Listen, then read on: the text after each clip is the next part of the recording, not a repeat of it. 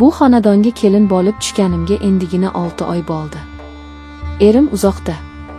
U bilan to'yimizdan keyin 3 oygina yashash nasib etdi. Ishlari orqaga ketib, katta qarzga botgach, chetga chiqib ishlab kelmasam bo'lmaydi. Sen onam va akam bilan turib tur deb yo'lga otlandi. Ketganiga ham 3 oy bo'ldi. Bir oy har kuni telefon qildi, keyin kunora, hozir esa haftada bir marta zo'rg'a gaplashamiz. Ahvolim yaxshi, ishlayapman derdi. Lekin ovozi hamgin eshitilardi. Shunday qilib bu katta huvillab yotgan uyda 3 kishi qoldik. Men 20 yoshli kelinchak. 50 ni qoralab qolgan qaynonam va qaynakam. Qaynotamni hech ko'rmaganman. Erim aytishicha, ular 10 yil avval yurak xurujidan vafot etgan ekanlar. Qaynonam shundan beri bu katta hovliga o'zi egalik qilar. Bolalarni qattiq nazoratda ushlardi. Uyimizda mendan oldin ham kelin yashagan. Katta kelin qaynakamning xotini. Men kelishimdan 4 oy avval u o'zini osib qo'ygan ekan. Bu haqda menga hech kim aniq bir narsa aytmagan. To'ydan oldin sovchilar kelgandi. Kattasining baxti kulmadi, xotini kasalmand edi. Vafot etdi deyishgandi. Bu uyga kelgach qoni qo'shnilardan har xil gap eshitdim.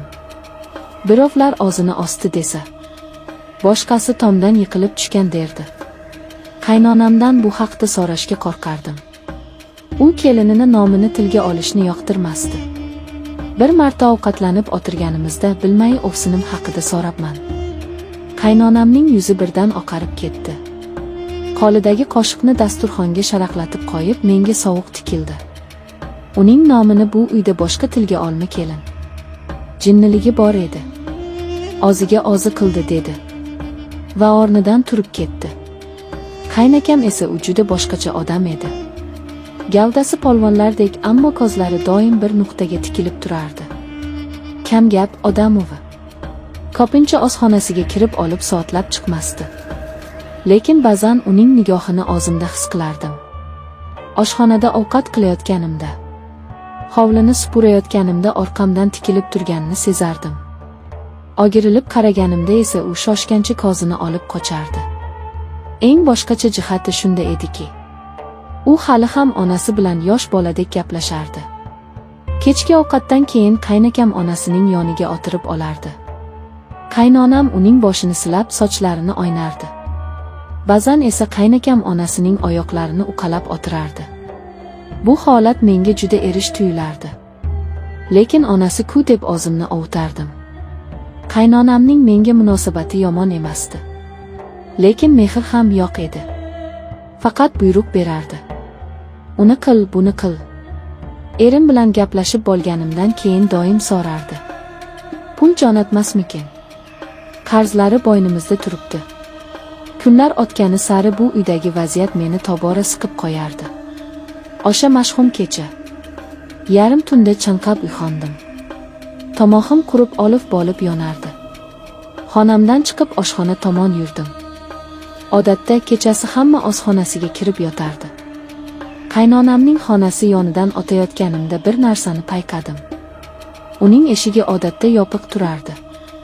Lekin bu safar qiya ochiq qolibdi. Joyimda to'xtab qoldim. Nega eshik ochiq? Balki havosi dimiqib ochib qo'ygandir. Lekin u hech qachon bunday qilmasdi. U ayol o'ta ehtiyotkor edi. Qandaydir bir yovuz kuch meni eshik tomonga tortayotgandek edi. Yuragim gup-gup urardi. Men sekin eshikka yaqinlashdim. Ichkaridan ovoz kelardi. Past pichirlagan ovoz. Yo'q, bu oddiy pichir-pichir emasdi. Bu erkalash, nozlanish ovozi edi.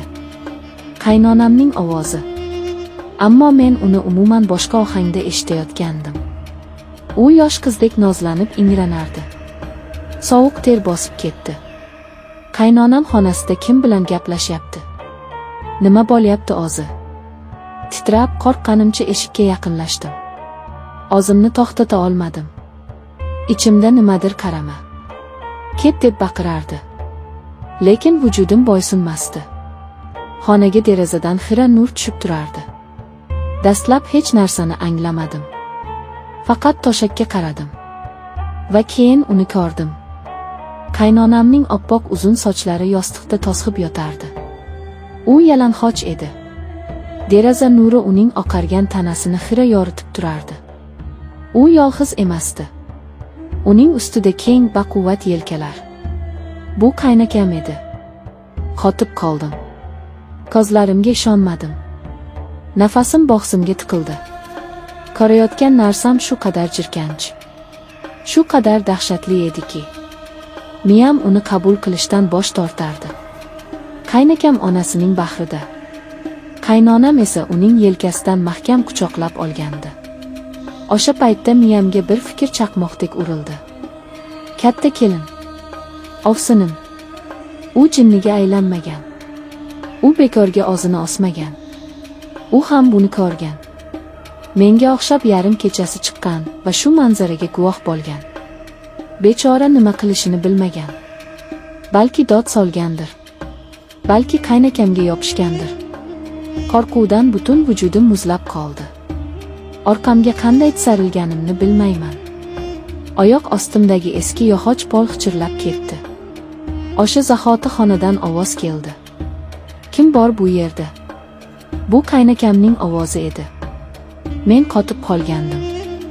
Qimirlay olmadim. Ichkarida nimadir taraqladi. Kimdir shoshib o'rnidan turayotgandi. O'zimga keldim. Bor kuchim bilan orqamga o'girilib oshxonam tomon yugurdim. Eshikni yopib nafasim yetmay eshikka suyanib qoldim. Yo'lakda qadam tovushlari eshitildi. Qaynakamning qadamlari. Ular to'g'ri mening eshigim oldiga kelib to'xtadi. Men nafas olishdan ham qo'rqib turardim. Eshik tirqishidan uning soyasini ko'rdim. U eshigim ortida jim turardi. Shu yerdaligimni bilardi. U polning xichirlaganini eshitgan.